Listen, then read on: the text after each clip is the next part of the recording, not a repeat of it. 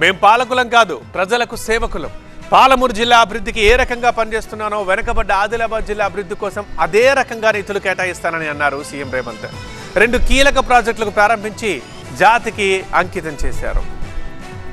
ఉమ్మడి ఆదిలాబాద్ జిల్లాలో పర్యటించిన CM Revanth Reddy Chanaka Korata pump house, Sadarmat బ్యారేజ్లను ప్రారంభించారు. ఆదిలాబాద్ జిల్లా జైనాథ్ మండలం హతీఘాట్ వద్ద నిర్మించిన చనాక కొరాట పంప్ హౌస్ ను ముఖ్యమంత్రి అధికారికంగా ప్రారంభించారు. స్విచ్ ఆన్ చేసి ప్రధాన కాలువలోకి నీటిని విడుదల చేశారు. ఈ పంప్ హౌస్ ద్వారా 0.98 టీఎంసీల నీటిని నిల్వ చేసే అవకాశం ఉంది. ఈ ప్రాజెక్టు పూర్తవడంతో స్థానిక రైతుల సాగునీటి కష్టాలు తీరనున్నాయి. అనంతరం నిర్మల్ జిల్లా పొంకల్ గ్రామంలో గోదావరి నదిపై నిర్మించిన సదర్మడ్ బ్యారేజీని ముఖ్యమంత్రి ప్రారంభించారు. సుమారు 676 కోట్ల రూపాయలతో నిర్మించిన ఈ బ్యారేజ్ 1.58 టీఎంసీల నీటి నిల్వ సామర్థ్యం కలిగి ఉంది. 18,120 ఎకరాల కొత్త ఆయకట్టుకు నీరు అందుతుంది. ఈ బ్యారేజ్ నిర్మాణం వల్ల కేవలం సాగునీరు మాత్రమే కాకుండా పరిసర ప్రాంతాల్లో భూగర్భ జలాలు పెరిగి తాగునీటి ఎద్దడి కూడా తగ్గే అవకాశం ఉంది. మరోవైపు ఈ 2 ప్రాజెక్టులకు జిల్లాకు చెందిన దివంగత నేతలు రామచంద్రారెడ్డి, నర్సారెడ్డి పేర్లు పెడతామని సీఎం రేవంత్ ప్రకటించారు. ప్రాజెక్టుల ప్రారంభోత్సవంతో పాటు జిల్లాలో సుమారు 386.46 కోట్ల రూపాయల విలువైన పలు అభివృద్ధి పనులకు ముఖ్యమంత్రి శంకుస్థాపన చేశారు.